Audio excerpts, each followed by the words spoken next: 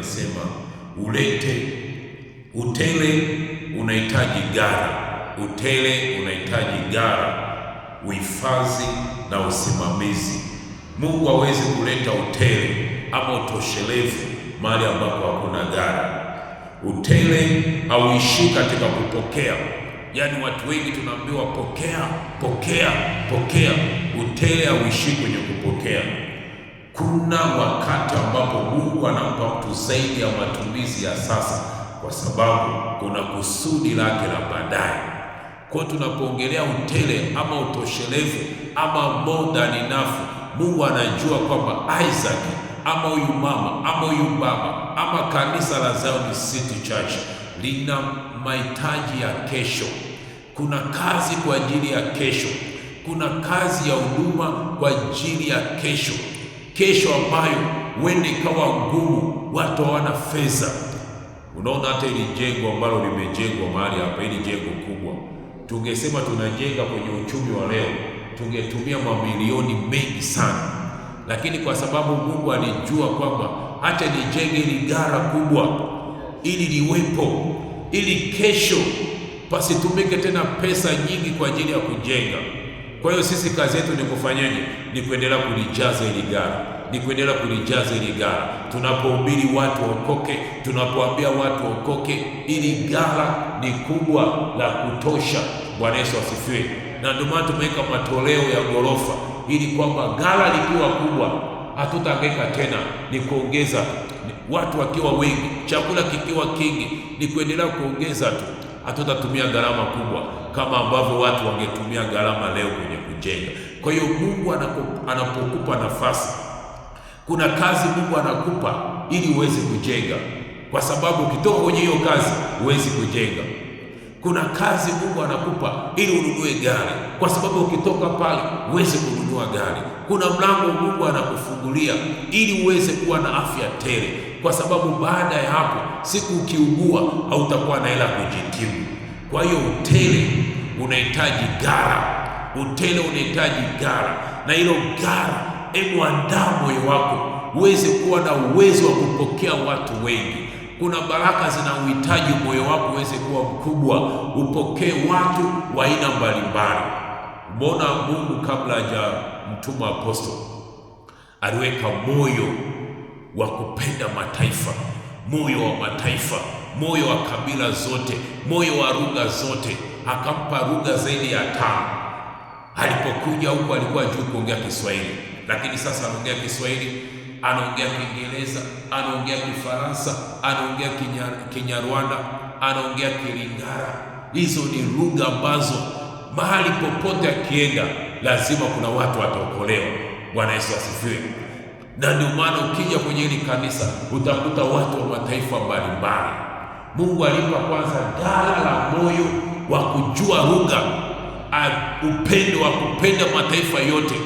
Kuna watu wamepewa kuwapenda Wameru tu, Wasukuma tu, Wachaga peke yake, na ndio maana injili atahubiri injili ya Wachaga, ataongea na Kichaga.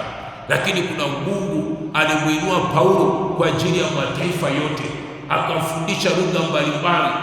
Paulo ndo mtu wa kwanza kwenye Biblia mwenye uraia pacha. Alikuwa na uraia wa Israeli, alikuwa na uraia wa Rumi.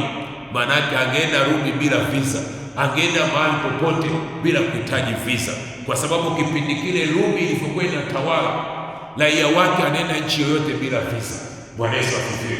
Kwa hiyo Mungu alimwandaa Paulo kwamba ataenda kwa mataifa yote, kwa lugha zote, kwa kabila zote, kwa mataifa yote. Kwa hiyo mimi na wewe, hebu tengeneza ghala lako, tengeneza moyo wako, tengeneza maisha yako, ili aweze kupata sababu ya kutumiwa, ili Mungu aweze kupata sehemu ya kuitumia. Kitabu kile cha Methali 21:20, Methali 21:20, maandiko yanasema kwenye kitabu hicho ya kwamba kuna hazina ya thamani na mafuta katika maskani ya mwenye hekima, bali mwanadamu aliye mpumbavu huyameza. Anamaanisha nini? Kwenye nyumba ya mtu mwenye hekima kuna hazina za thamani Yaani ndani ya nyumba ya mtu mwenye hekima anajua kabisa kupangilia mambo yake. Hiki ni cha kesho, hiki ni cha leo, hiki ni cha kesho kutwa. Anajua kupangilia, hazina iko ndani yake. Lakini mtu mpumbavu anapata kila kitu, anakula leo, anamaliza kesho tena anaomba. Na ndio maana shirika letu la kusaidia vijana kuwawezesha waweze kufanya biashara, unapewa hela, unafanya biashara ili uweze kuhudumia wadogo zako.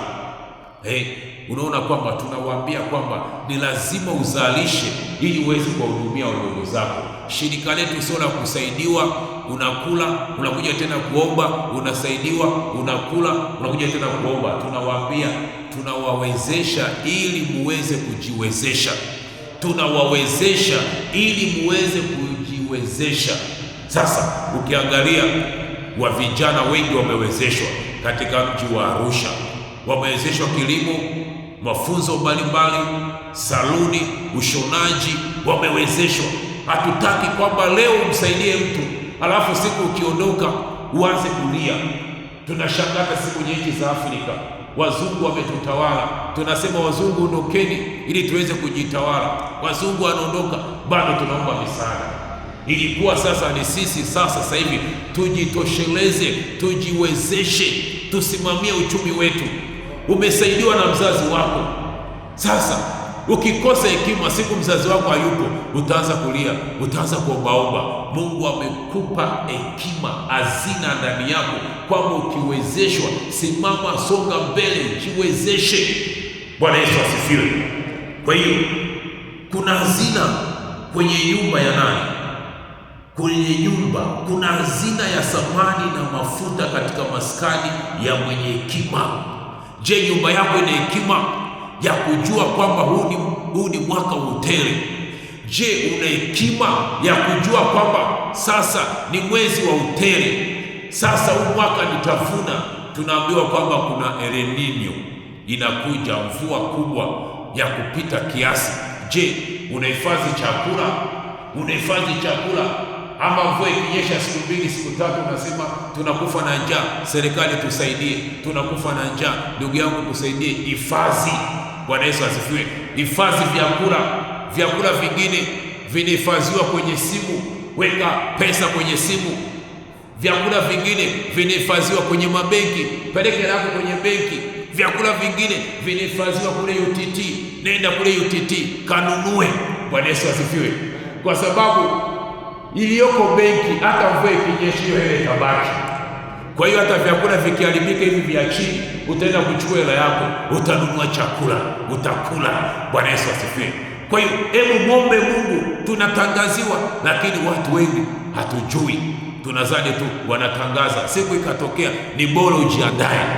Hata isipotokea, lakini umeshajiandaa. Bwana Yesu akusaidie sana. Kwa hiyo kila mmoja ajue kwamba utele unahitaji gara, unahitaji gara. Majira haya kuna magara mbalimbali, hata kuwasomesha watoto wa mwenzako, hata kuwasomesha watoto, hilo ni gara. Kwa sababu unapowasomesha watoto wa jirani yako, watoto wako kesho watafunguliwa mlango wa baraka, hawatapungukiwa, hawataishiwa. Unapotoa sadaka yako ili injili ihubiriwe, hilo ni gara. Hilo ni gara. Kwa sababu gani? Utaishi maisha ya habari njema. Kila mahali utaenda utakutana na habari njema. Kwa sababu gani? Kuna mtu aliokolewa kupitia sadaka yako. Bwana Yesu asifiwe.